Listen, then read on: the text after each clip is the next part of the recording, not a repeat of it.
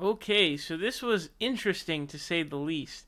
So I'm watching this interview that Anna Kasparian did with David Pakman. This interview is titled David Pakman Opens Up About Joe Rogan. It's a good interview. I recommend you go check it out. And as I'm listening to this, it looks like they started dunking on me towards kind of close, a bit later than it was around the middle. They started dunking on me. It was it was pretty surprising, but it's pretty hilarious. But first of all, I want to say that the stunning, closeness to which David Pakman's set looks like Sam Cedar's set is insane. Just look at this dude's set. I mean, tell me he doesn't look like he's in the Majority Report set. Try telling me that. The absolute closeness with which it looks to the Majority Report set is pretty stunning. I mean, just look at it. He looks like he's in Sam Cedar's studio right now. It's pretty remarkable to say the least. So, David Pakman went on Joe Rogan. We might talk more about some of the other portions of this interview in other videos because they cover different topics. But he comes on here, and this portion of the video, and we actually did another video talking about David Pakman basically telling Jimmy Dore fans, like, stop dividing the left and stop implementing your sort of arbitrary lines as to who is progressive and who is not progressive. So, this, on the other hand, is going to be a little very brief discussion about David Pakman when he made his video about, stop the bogus tattling to Sam Cedar, in which it was very unclear as to whether or not he didn't like people calling into Sam Cedar's show and asking him for his reaction to David's opinion, or if it was only in situations in which he's misrepresented. It was a bit confusing. But a lot of people associated that to me, but I explained, like, no, I don't do that's not I don't call into other shows. But here, let's go ahead and check this out. Do is talk about ideas, not ad hominems, not insults, just ideas. Fair enough. Okay, great. So I want to move over to a topic that's somewhat related, but you drew attention to it, I believe, last week.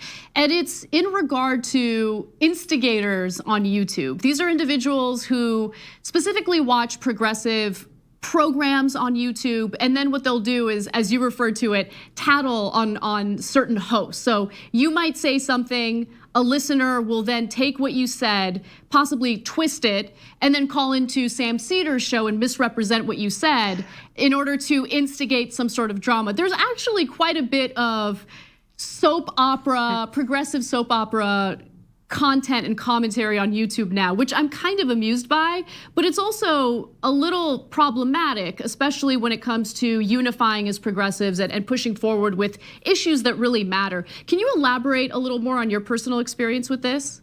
Yeah, I mean, this is endless, right? I mean, what you did a piece on Tulsi, and then I commented on that piece, and then 10 channels do pieces distorting what I said about what you said about what Tulsi said, and then we're like 10 levels removed, and just nothing productive is going to come from that. But I think that the reason this is so important, beyond being entertaining, like the TMZ-ization of progressive independent media is entertaining, and that's why actual TMZ does so well, because this stuff is really entertaining.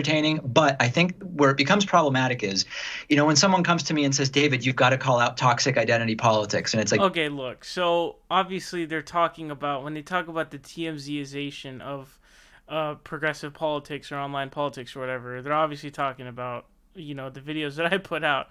But listen, here's a very funny comment that I read from somebody. I don't remember which video. It was something related to this. I don't remember what video it was. But they basically said that, like, I've influenced people to become, like, their own, like, little TMZ reporters. So, like, it's an influence for them to call into other shows and, like, ask about this stuff. It was kind of an interesting one that I found to be a very interesting comment. But look, Anna's dunking on me, which is surprising. I thought she had liked my content. She obviously gave me a shout out, as you guys know, on the TYT postgame, which is really cool.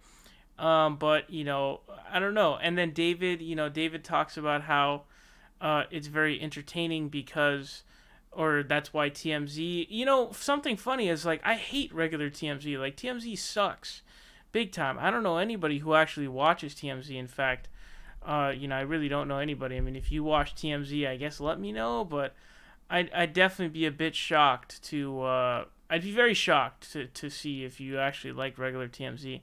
But, I just find it, I don't know. I don't really know how to react to it. I guess just saying it's kind of funny. But to kind of say that I am, like, preventing unification of the left is a bit, I don't know. I don't think that it's legit. Maybe there's a culture now, but like, the splits among the left, which started originally, I think it can probably mostly kind of date back to the original Sam Cedar Jimmy Dore beef that kind of occurred. But look, that actually kind of predates my videos on this stuff, although I did make a video on that at the time. Like, the Jimmy Dore and Sam Cedar beef, like, is going to happen whether or not I'm making videos. Obviously, I'm not, like, tearing a hole in the left and preventing unification.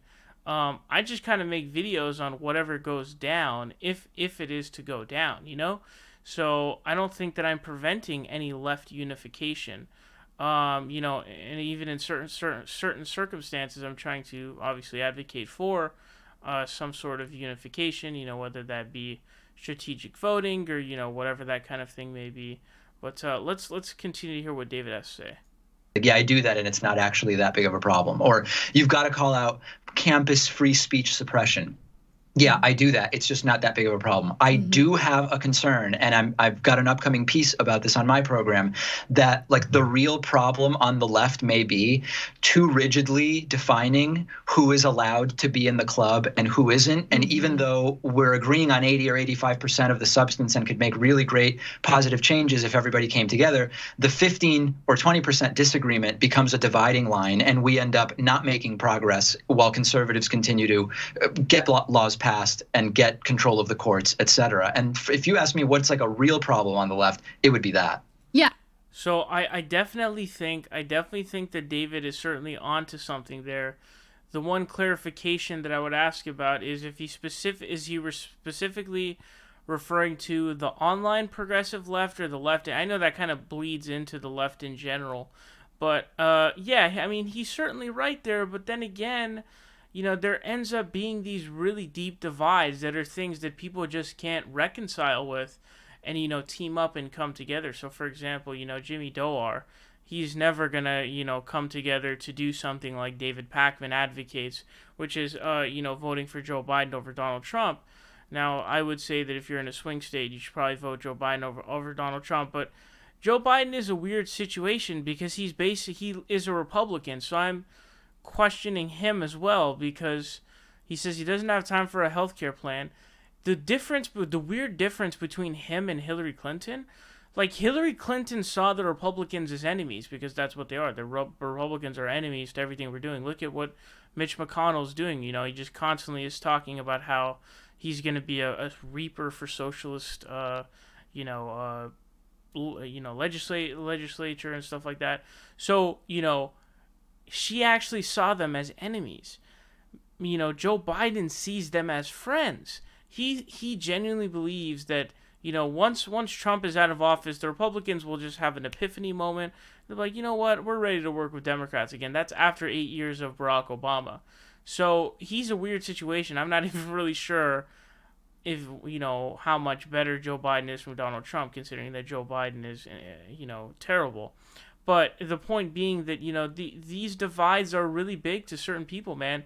Especially when you start talking about the left. So, like, the difference between something like Medicare for All and Obamacare is a pretty big difference, man. It's a pretty big difference. The difference between free college and nothing, which is pretty much what all the other Democrats have proposed, who are not people like Bernie Sanders or Elizabeth Warren, that's a pretty massive difference. Money and politics, all these different issues, like, they're pretty massive. So, while I think left unification definitely is important, I just don't know if that's ever going to happen. Now, should it happen? Yes. Will it happen? I think that that's a completely different question. And to that, I just have to say that I'm quite skeptical personally. Yeah, I think you make a great point. And, John Iadarola would also agree with you. This is something that's been frustrating him quite a bit because while we're focused on the 10 to 15% that we may disagree on, the fact of the matter is the right wing is extremely good at unifying and pushing forward with a unified message. And so, look, I experienced this certainly in 2016. Now that the 2020 election is coming up, I'm having the exact same experience. So what are some possible solutions to combat this other than drawing attention to it? Well, I think that moving forward on, I mean, listen, without picking her out as the person that I think is the best candidate, because I think there's lots of good candidates, Elizabeth Warren has been focused on issues and being positive about what she wants to do, as opposed to constantly being reactive to what she doesn't want to do that someone else said. I mean, obviously you're running against Donald Trump, and his name is going to come up, but focusing there, I mean, one example that I've run into is I'm against American military intervention in Venezuela. Most of the left is against American military intervention in Venezuela. I don't think Nicolas Maduro is a good guy. Not everybody agrees with me on that. But the focus shouldn't be the philosophical differences we might have about Maduro. The focus should be, we all agree that the US needs to stay the hell out of Venezuela.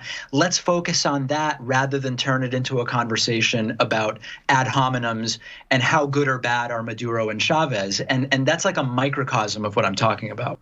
Yeah, so, when David talks about that, he's probably got to do a better job of explaining his position when it comes to something like Venezuela, because when you kind of look at those videos, I know that he'll like throw it in from time to time, but I think he does have to make a better job of explaining and basically just telling people like I'm not for it, because the way that he does the videos kind of end up doing that. But these issues all have pretty big divides for people, and so this again all comes down to that thing that he called the narcissism of small differences. But again, the problem becomes that, one man's small difference is another man's, complete philosophical, diametric opposite, so it all ends up being quite subjective, to be quite frank with you. So I'm not sure how to really feel about the whole Venezuela thing that he's bringing up there, but certainly I think left unification is something that's very important and we should have, but I'm just quite skeptical of whether or not we will actually be able to achieve that left unification that people are searching for. But let me know your thoughts on this down below. I'm very curious to hear them.